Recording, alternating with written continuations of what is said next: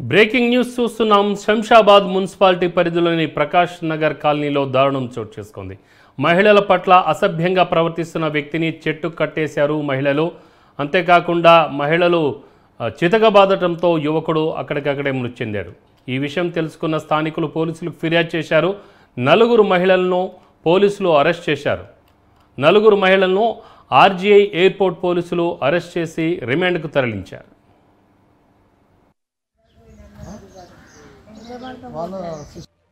దీనిపై మరింత సమాచారం మా crime bureau chief Krishna phone లైన్లో అందిస్తారు. కృష్ణ. రామారావు, శంషాబాద్ మున్సిపాలిటీ పరిధిలోని ప్రకాష్ నగర్లో ఒక దారుణమైన ఘటన చోటు చేసుకుంది. ఈ మహిళల పట్ల అసభ్యకరంగా ప్రవర్తిస్తున్న ఓ వ్యక్తిని స్థానికంగా ఉండే కొంతమంది మహిళలు పట్టుకొని చితకబాది అతన్ని చెట్టు కట్టేసి మరీ చితకబాదారు. దీంతో వారు కొట్టిన దెబ్బలకు తాళలేక అతను అక్కడికక్కడే చనిపోవడంతో స్థానికుల ద్వారా విషయం తెలుసుకున్న పోలీసులు హుటాహుటిన ఘటనా స్థలానికి చేరుకున్నారు.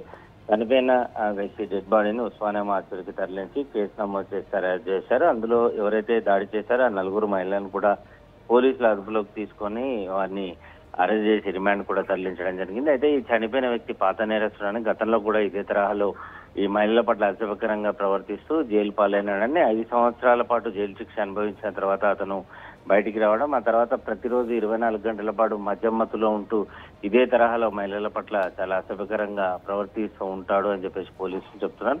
మొత్తానికి అతను చనిపోయిన వ్యక్తి పాత నేరస్తుడే కాబట్టి పోలీసులు ఏదైనా సరే అతను తప్పు చేసినప్పుడు పోలీసులకు సమాచారం అందించుంటే బాగుండేది. కానీ అతను చెట్టు కట్టేసి తీవ్రంగా కొట్టడంతో చనిపోయాడని ఎయిర్పోర్ట్ పోలీసులు చెప్తున్నారు. రామారావు, అంటే ఈ మహిళలు నలుగురే అతన్ని కొట్టారా, లేకుంటే వారి వెనక ఇంకా మగవాళ్ళు కూడా ఎవరైనా ఉన్నారా? అలాగనే అసలు చట్టం అనేది ఒకటి ఉంది, పనిచేస్తుంది.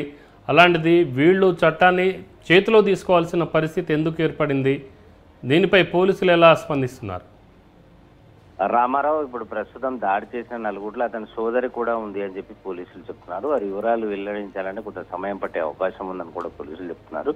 కాబట్టి పోలీసులకు సమాచారం అందించుంటే తాము ఖచ్చితంగా అతన్ని అరెస్ట్ చేసి మరోసారి పీడీ యాక్ట్ పెట్టి కేసు నమోదు చేసి అతన్ని జైలు పాలు చేశామని, కానీ ఈ చట్టాన్ని చేతిలోకి తీసుకొని వారిపైన దాడి చేయడం వల్ల తనపైన దాడి చేయడం వల్ల తీవ్రంగా కొట్టడంతోనే అతను చనిపోయినాడని చెప్పి చెప్తున్నారు. మధ్యమ్మతులో ఉన్న వ్యక్తిని ఆ తరహాలో కొడితే ఖచ్చితంగా ఎవరైనా సరే చనిపోతారు. ఏదైనప్పటికీ అతను చేసిన తప్పే అన్నా వీరు నలుగురు కలిసి దాడి చేయడం అనేది సరైన పద్ధతి కావాలి. కాబట్టి అతని మృతికి కారణమైన ఈ నలుగురి పైన హత్య కింద కేసు నమోదు చేసి రిమాండ్ చేయడం జరిగిందని పోలీసులు స్పష్టం చేశారు.